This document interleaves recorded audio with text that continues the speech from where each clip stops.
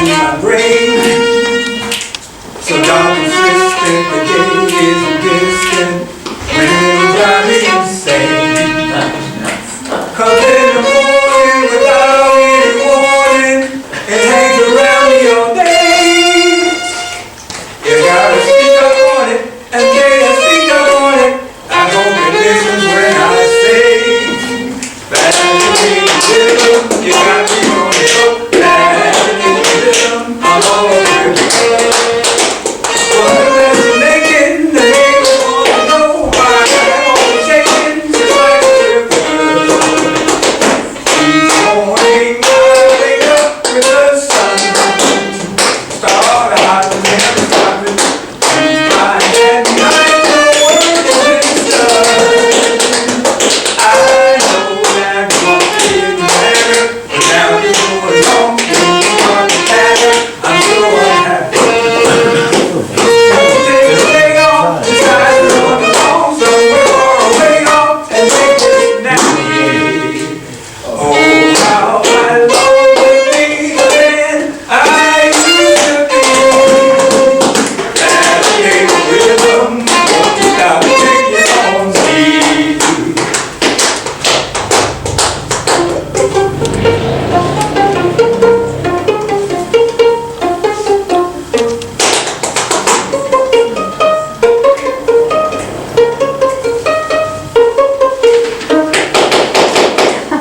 Say I'm start hopping, never stopping. By at night the work is done. I know that once it didn't matter, but now you do it wrong when you start to matter. I'm so unhappy.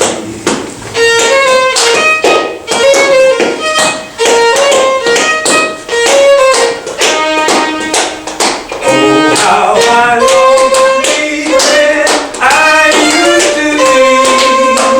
That made rhythm, won't you stop taking on me.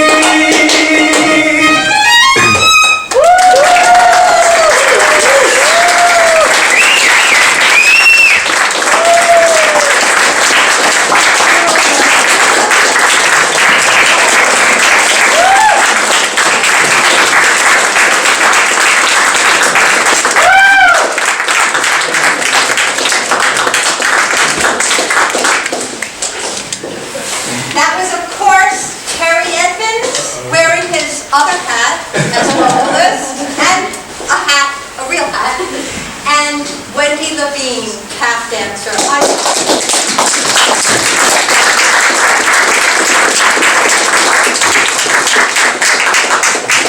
Thank you so much. It was a true joyful collaboration to work with them.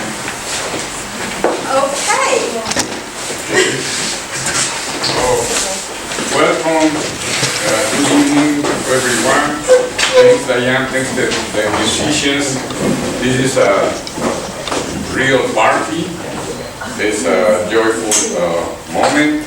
And this is the book launch of Diane Block's When Iceland's to Green, published by Darklight. It's a 26th book published by Darklight. And we have these bilingual editions. We were working, Diane, I, Argati, on this book. In fact, Argati, who is present here, he wrote the introduction, the prologue of this book. I want to introduce Diane Block briefly, reading her bio. Diane Block is a classically trained professional violinist, with a bachelor's and master's degree in violin performance from Manhattan School of Music. She studied with the notable Russian violin pedagogue Raphael Bronstein, who had been a student of Leopold Auer at the St. Petersburg Conservatory in Russia. Professor Bronstein opened her eyes and ears to the connections between music, poetry, history, philosophy, and religion, often communicating by metaphor.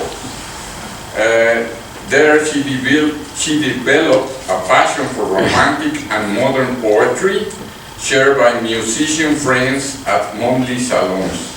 Since then, she experiences an intimate link between music and poetry, where each informs the other. Diane has freelanced as section violinist in the metropolitan area for the last 40 years. She retired as orchestra director in June 2013 after serving the Farmingdale School District on Long Island for 25 years.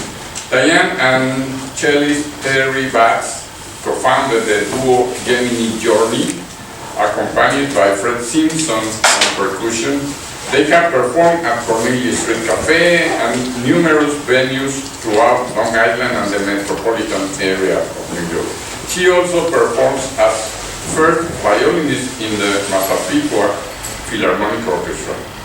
Diane has featured her poetry at all the major venues in New York City and Long Island.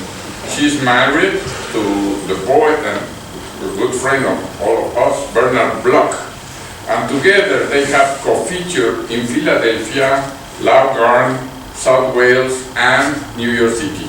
Her poems are published in the prestigious European online literary journal L'Œuvre littéraire #9 and many anthologies. When Night Smells to Green is her first poetry book, which she is thrilled to put out into the world. Thanks and welcome to the Diane.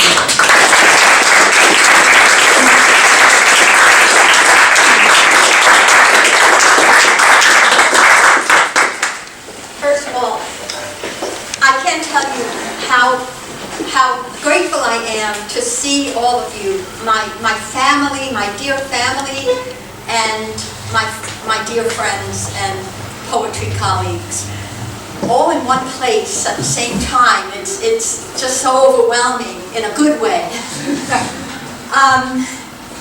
Yes, I thank you for coming on this beautiful day. We lucked out, right, with the weather. I just wanted to mention, too, that the first selection you heard that Terry and Wendy and I collaborated on was, in case you didn't know, or in case you don't know, is Fascinating Rhythm by George and Iverker. Just a couple of people I need to thank. Of course, Art Gotti. Art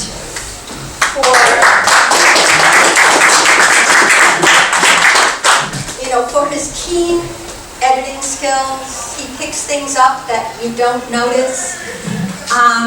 And for his generosity in writing the prologue for the book. I'm very grateful, Art. Thank you. Alonso Gomez, Mexican artist, I thank him, and you can thank him for me again. I'm sure you have, but please again, Roberto, for doing the illustrations in the book, which are transcendent. Some of them are almost apocalyptic, you know. And of course, Roberto, Mendoza, Ayala.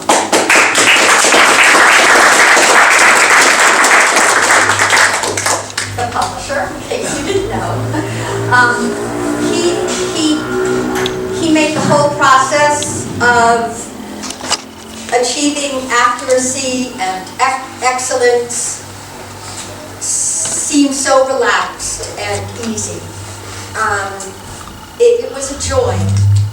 It was so easy and relaxed, the whole process, and yet we got thorough, accurate, excellent results. So that's a rare combination. So thank you again, Roberto.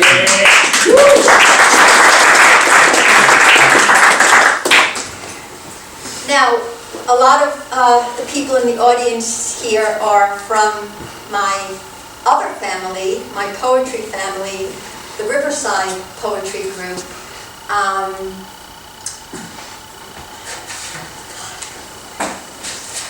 Yeah, this was a long time in coming, you know, and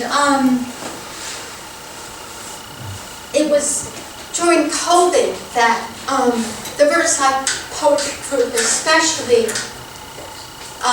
gave me my anchor and my footing and gave great solace during those dark days. And it created a space for me to develop and find my poetic voice. So a lot of the poems in the book actually were written during COVID. And I continue to be a part of the group, and I continue to see them on Zoom and in person. The group also taught me very important life skills, and that is lessons in collegiality and in sharing common space. So I think I've become better at that. Thank you, Riverside Poetry. And Anthony Machini. Anthony is the leader of the group. How can I forget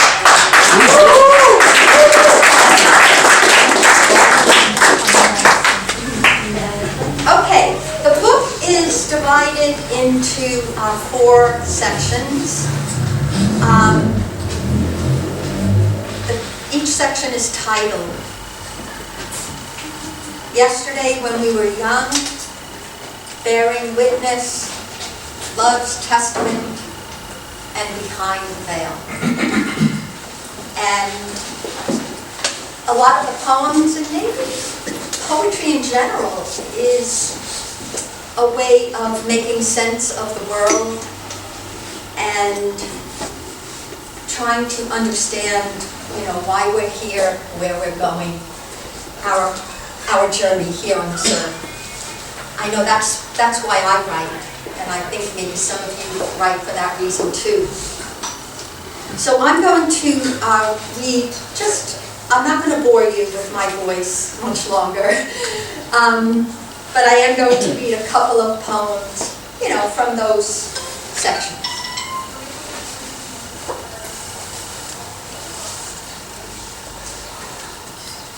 Where's Mara? There she is. Okay, Mara, this is for you. Lavender blue, lavender green. Lavender blue, dilly dilly, lavender green. You be my king, and I'll be your queen. For a day of lavender fields and lilac, taking me back to those summer days. Ah, those lilac-scented days. And my lavender room, canopy, double bed, carpet, walls, all lavender. I'm tucked away, far, far away in this room. Don't dilly-dally, I hear Mother say through the bedroom door. Ah, but I did. And I will. I'll dilly-dally in a field of lavender blue, dilly-dilly. I'll bury myself in billowy lavender blossom and lilac too. And dilly-dally, dally-dally, willy-nilly, all the rest of my days.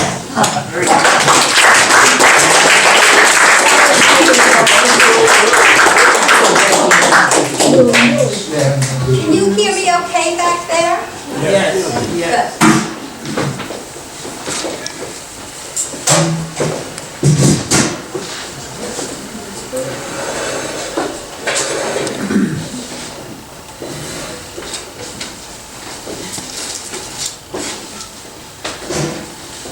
Good. Sometimes on sultry summer nights, around about midnight, when all the houses are shut tight, and the only sound is the thrum of the crickets and cicadas, she steps out. Her nightgown floating, diaphanous as the moon, the long deep shadow of the oak murmuring, come, come. She falls in. Ah, that 21st summer of her youth, DeLand, Florida, honeysuckle evening breeze through open window fluttering her thighs, Spanish moss dripping down the arms of majestic oaks in lonely fields, where she roamed with newfound musician friends, a kinship of musicians, desiring, reveling, running.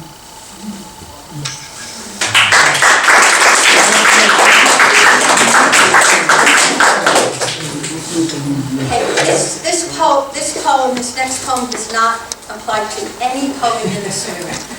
What page is that on? What's the page? 50. The master poet arrives fashionably late. He steps on the open mic, this is true.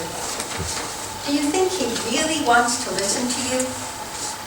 A burgundy silk scarf drapes his neck, bien français. If heads turn his way while you do your 3-minute dance, so much the better. He tweaks and twitters on his tablet, no doubt, and takes no notice of your vain attempt to stare him down with words. The master poet suggests, subtly, you buy at least one of his many books displayed on the mantelpiece. If you genuflect at least 6 inches, he rewards you with his autograph. Do not be taken aback if he asks the curator why she has not featured him in her poetry series. It is his divine right, you see, to feature. When she replies, his eyes either veil over or dart to various parts of the room.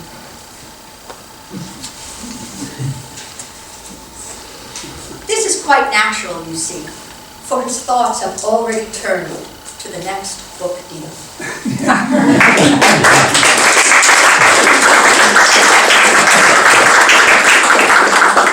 You're smiling in recognition. We all know someone like that, right? This next poem, on a different note, is actually inspired by a friend from page, for those of you who have books, page 66. A friend from my past, and it's based on a real life event. Eleanor. I never told you in the very beginning on the steps of Grant's tomb how your alabaster skin reflected moonlight, your eyes, cobalt blue, pierced the core of me. Do you remember our gig at the Figaro on Bleecker? Your flute, my violin, leap singing to the strains of Mozart and Telemann. How grateful we were for those coins tossed in the tip jar and the free cappuccino and cannoli. All that happened in another world. Today, you suddenly reappeared on the subway platform at 72nd Street. Bent over, you lugged a huge stuffed black plastic bag over your hunched back, its heavy load bearing down. I looked into your blank eyes, now bleary and bloodshot, your skin blotched, hair turned thin and gray, yet adorned by a single braid. I stood frozen, watching you hobble past me up the subway stairs to the street, then dash up the stairs to follow me.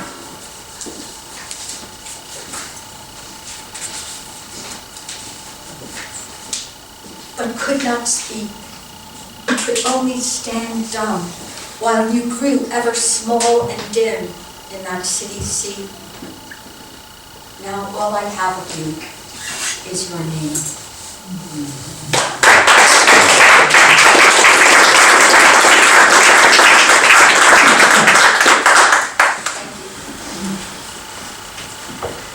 Rufina in the Borderlands.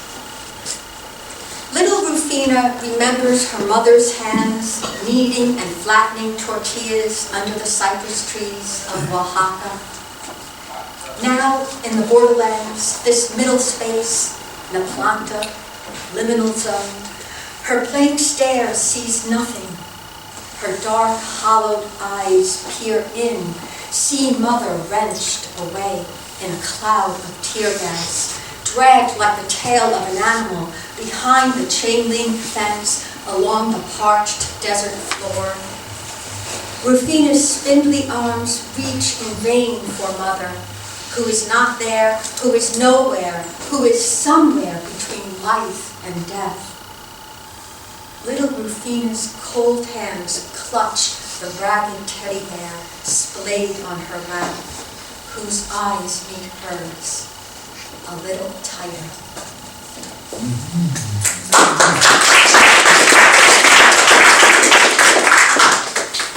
Page Page 82.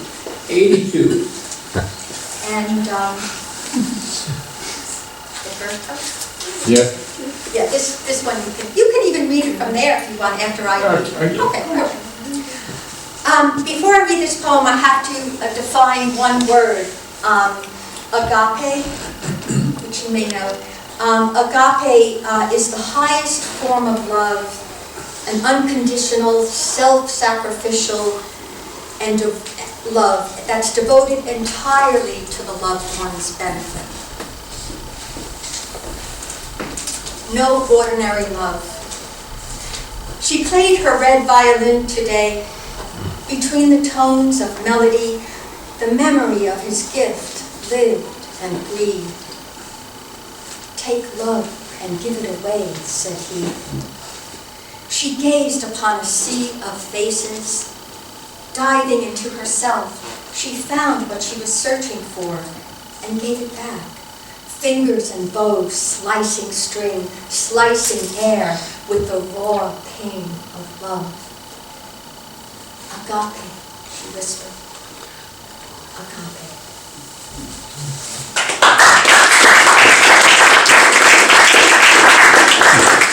Just a couple of more. Oh, Roberto. Okay. Yeah, I wanted you to hear the Spanish. This is a short poem, and I don't know Spanish, and shamefully, I should. But even though I don't understand it, it's, as a musician, it just sounds so beautiful in Spanish. Some of you will understand it, and some of you will just appreciate the sheer beauty of the music. Thank you. Thanks for your invitation to read. Oh, my pleasure. Un number. Un amor inusual. Page number 83. 83. Es en español. Spanish. Un amor inusual. Ella tocó su violín rojo el día de hoy. Entre los tonos de la melodía, el recuerdo de su obsequio vivía y respiraba. Toma el amor y suéltalo, dijo él. Ella contempló un mar de rostros, buceando dentro de sí misma, encontró lo que ella estaba buscando y lo entregó de vuelta. Los dedos y el arco, cortando las cuerdas, cortando el aire, con el dolor puro del amor. Ágape, murmuró ella, ágape.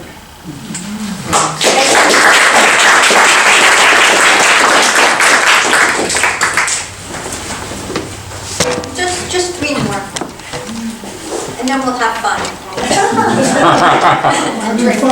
It's fun, yeah. At least Yes. a drink. Can you tell me a little bit about what you just said in English? It was the same poem. It was the same poem. Oh, the previous It's the one that I read before, Okay, the same one that I read before, Roberto. No Okay. ordinary love. No ordinary love. Okay, Yes, great. Perfect. Yes. Number? Let me just say, that's why I read it first in English, so that you would understand it and then Sure. not be dependent on the Spanish. Okay, while- great. Number? Okay, page 100. I appreciate some of you are following along, that's great. Those of you who have books already. Okay. What the moon can do.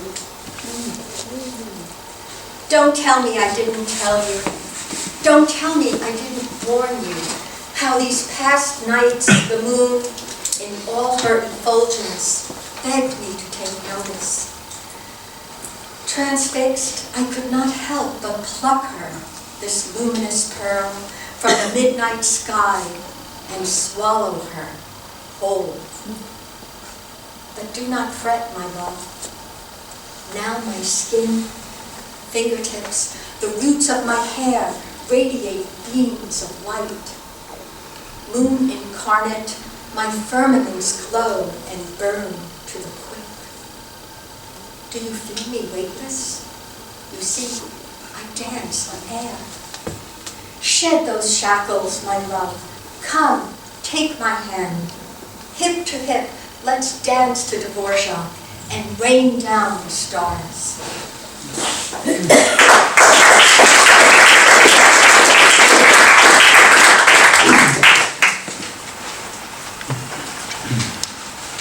then Roberto, you can follow this one too, because I know you said you liked this one.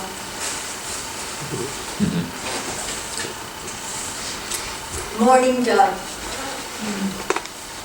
Your mournful song coos late winter chill. I follow its trail to where you perch, there upon the roof peak.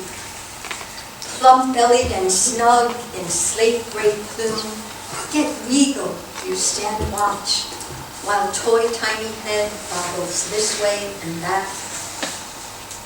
What do you yearn for? What do you seek? To pluck safflower seed? To nestle baby dove? No mate to love, nor sigh of lament? Take heart, sweet bird, up there in the cerulean air. For all your sorrow, do you know? You are the one gatekeeper of the house.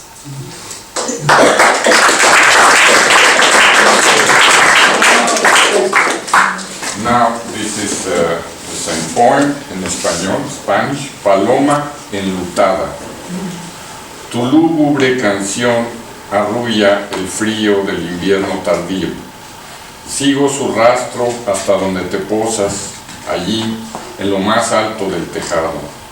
Regordeta y ceñida con una cresta gris pizarra, aunque majestuosa, permaneces alerta, mientras tu pequeña cabeza de juguete se mueve de un lado a otro. ¿Qué es lo que anhelas? ¿Qué buscas? ¿Picotear semillas de cártamo? ¿Anidar a tu bebé paloma? ¿No hay un compañero que ame tu elegíaco suspiro? Anímate, dulce ave, allá arriba, en el aire cerúleo, con todo tu dolor, ¿sabes? Eres la única portera de la casa. Thank you.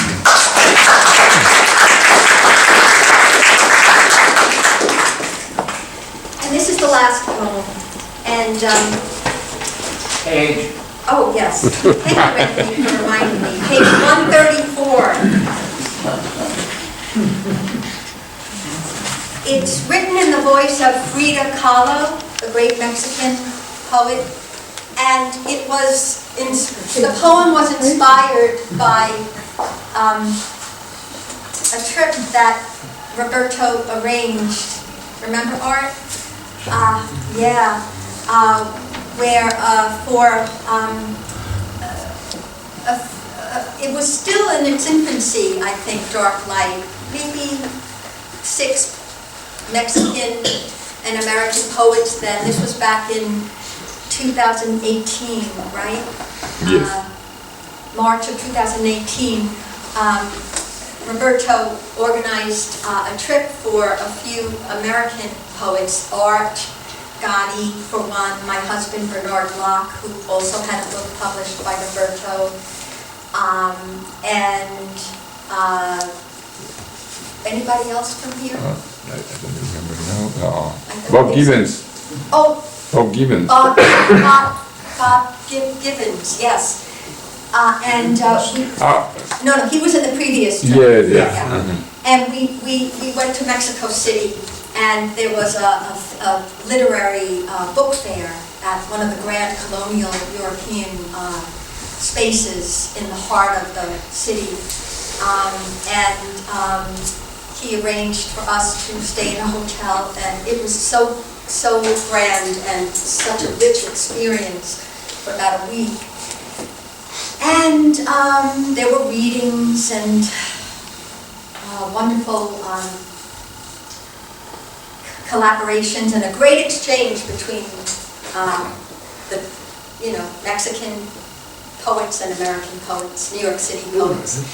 And I went to Frida Kahlo's house, which is now a museum called Casa Azul. And it was so inspiring. I went by myself, and it was a great spiritual experience for me, very profound. And that it launched this poem. Broken Column for Frida Kahlo. The dove made a mistake. He gave me wings. Still, I could not fly. My body remained tethered to earth, pierced by shards of steel, caught in a vise. In my blue house, Casa Azul, I looked up from where I lay, but could not see the sky. An angel whispered in my ear, "Do not fear. Here is a sky of butterflies." I painted myself again and again in this mirror of sky above my bed, hues of green, azure blue, and red. I painted a necklace of thorns where once were turquoise stones, and a hummingbird dangling from one thorn. I fell into my dark, dark eyes, transported through the sky of butterflies, all pain dissolved in another light. You see, I did not die.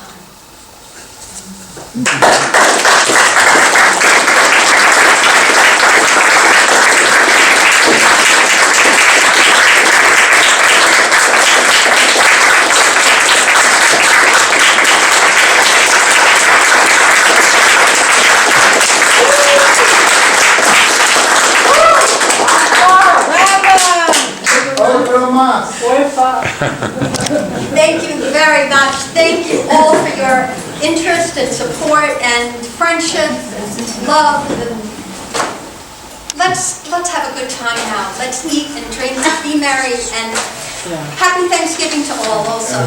Okay. Thank you.